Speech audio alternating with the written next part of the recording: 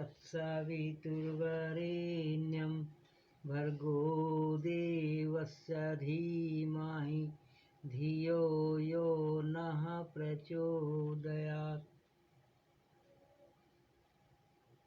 जय श्री राम।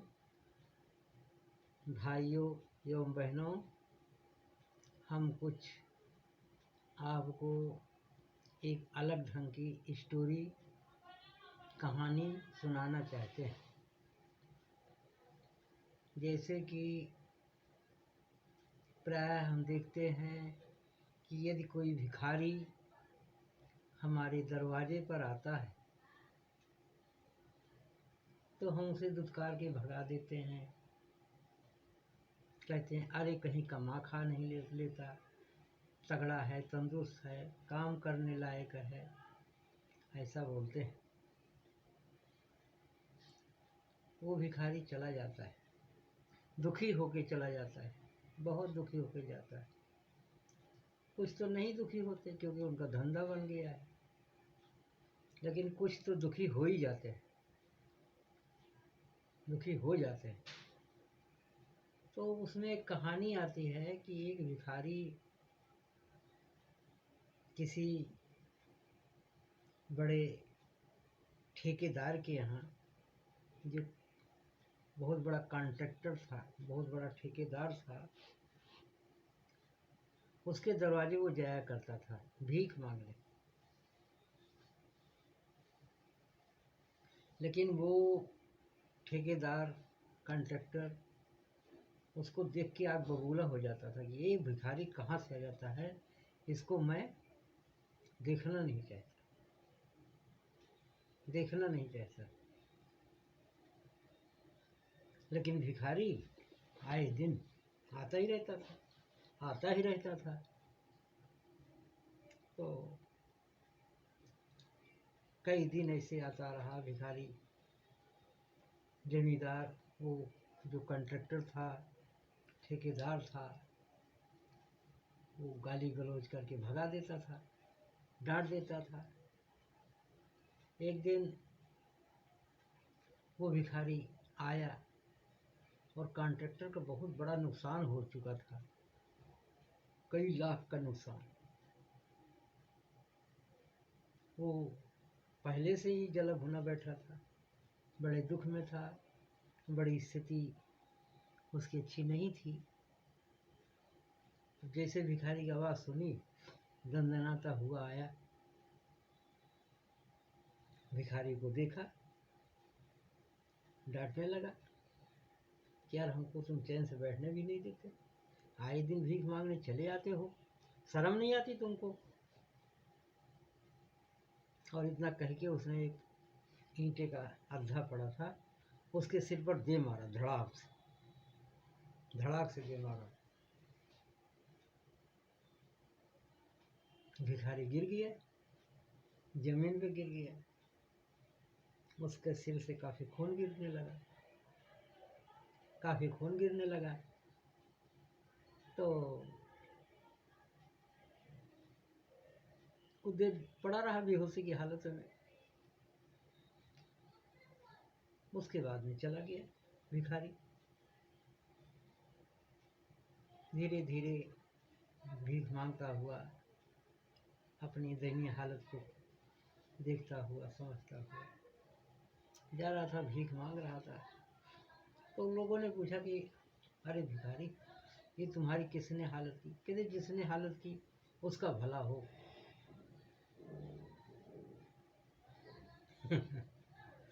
जिसने ये हालत की उसका भला हो।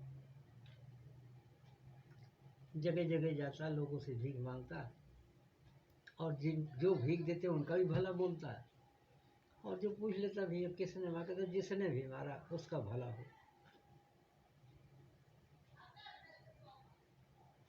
धीरे धीरे अपने घर पहुंचे। फिर जमींदार, वो जो ठेकेदार था, कॉन्ट्रैक्टर,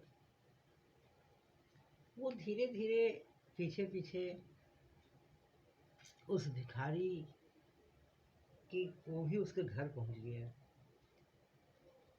पीछे पीछे छिपते हुए छिपाते कि ये भिखारी को मैं इतना गाली गलौज मार पीट, आज का सर भी फट गया, हमारा भला ही कह रहा था, फिर तुम्हारा कल्याण हो, तुम्हारा भला हो, इस तरह से बोल रहा था। उसके घर चला गया। उसकी एक साइड में खिड़की थी, उस साइड कॉन्ट्रैक्टर खड़ा हो गया,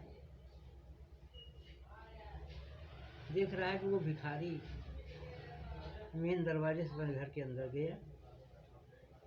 उसकी जनानी एक टूटी फूटी खाट पर लेटी हुई थी। भिखारी की जनानी वो लेटी हुई थी। भिखारी को देखी तो उठ के बैठ गई। बोली आज कुछ मिला? कहता मिला तो कुछ नहीं, यही आधी रोटी किसी ने, सूखी रोटी आधी इसी कटोरे में डाल दी। भिखारी बोली चलो कोई बात नहीं, जो नसीब में था मिला। तो उसका ध्यान भिखारी के सिर पर गया, भिखारी की पत्नी का भिखारी के सिर पर गया। बोलती अरे ये आपकी हालत किसने की? वो भिखारी दर्द से कराहते हुए बोला, एक कॉन्ट्रैक्टर हैं, ठेकेदार हैं बहुत बड़े, वो हमें पसंद नहीं करते और उन्होंने हमको ईंट के अधे से सिर पर मार दिया, लेकिन हमने उनके बारे में कुछ नहीं कहा। हमने यही कहा कि भगवान तुम्हारा कल्याण करे, तुम्हारा अच्छा हो, भविष्य बने। मैंने तो आज तक किसी को ऐसा श्राप नहीं दिया कि किसी का बुरा हो जाए ना। भिखारी के पीछे जो कॉन्ट्रैक्टर ठेकेदार आया था, वो खिड़की के साथ में वो भी खड़ा हो देख रहा था, भिखारी की वार्तालाप को सुन रहा था। भिखारी बोलती है कि देखो कुछ दिन पहले हम लोग भी कितने बड़े आदमी थे, कोई कमी नहीं थी, अच्छे खाते पीते थे, कार से चलते थे, नौकर चाकर थे, लेकिन तुमने एक बार उस भिखारी को मार दिया था। कोई भिखारी था, उस भिखारी ने, जब वो बड़ा आदमी था वो भिखारी, उस टाइम उसने भिखारी को मारा था और उस भिखारी ने उसको श्राप दे दिया था। भिखारी ने इस भिखारी को श्राप दे दिया था जब ये बड़ा आदमी था, तो उसका जो श्राप लगा, तो उसी भिखारी की तरह हमको भी गली गली भटकना पड़ रहा है, लेकिन हमने किसी को बद्दुआ नहीं दी। भले ही कॉन्ट्रैक्टर ने हमारा सिर फोड़ दिया, लेकिन हमने उसको भी बद्दुआ नहीं दी। क्यों दें? हम अपनी ऐसी स्थिति, जो हमारी स्थिति भिखारियों की है, हम ऐसी स्थिति और किसी की नहीं करना चाहते। परमात्मा ने कुछ सोच समझ के ही हमारे ऊपर ये स्थिति लाई, क्योंकि हमारे अंदर अहंकार पैदा हो गया था, अपने धन का अहंकार, अपने यौवन का अहंकार, अपने मान सम्मान का अहंकार, और मैं उस भिखारी को मार दिया था हाथों से। तो परमात्मा ने हमारी जो ये दशा की, आज मैं गली गली भटक रहा हूँ, फिर भी हमें कुछ मिलता नहीं है, फिर भी मैं किसी को बद्दुआ नहीं देता। ये कह के वो दोनों बैठ गए। उसी आधी रोटी जो मिली थी, कटोरे में थी सूखी रोटी आधी, उसको थोड़ा थोड़ा बांट करके मियाँ बीवी खाए। भगवान को धन्यवाद दिया कि हे परमात्मा, ये आधी रोटी मिली तो, और वहीं चद्दर बिछा के लेट गए। लेकिन वो कॉन्ट्रैक्टर वो जो ठेकेदार था, वो खिड़की से सारी बात सुन रहा था, सारी बात देख रहा था। तो वहीं से देख सुन के पछताता हुआ गया कि बहुत बड़ी गलती हुई, हमने इस भिखारी का सिर फोड़ दिया। इसको हमेशा डांटते रहे, गाली देते रहे। घर गया, रात भर उसको नींद नहीं आई। उनको पता लग गया कि ये भिखारी जो अभी मौके पर है, इससे कहाँ गलती हुई थी। इस बात का पता लग गया।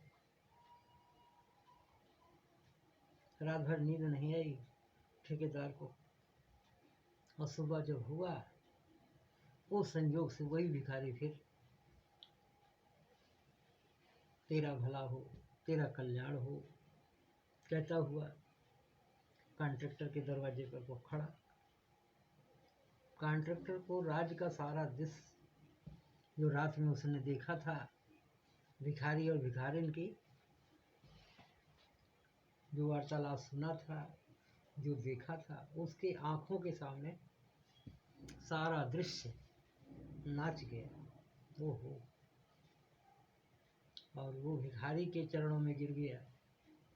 ठेकेदार भैया, हमें माफ़ कर दो, हमसे बहुत बड़ी गलती हुई।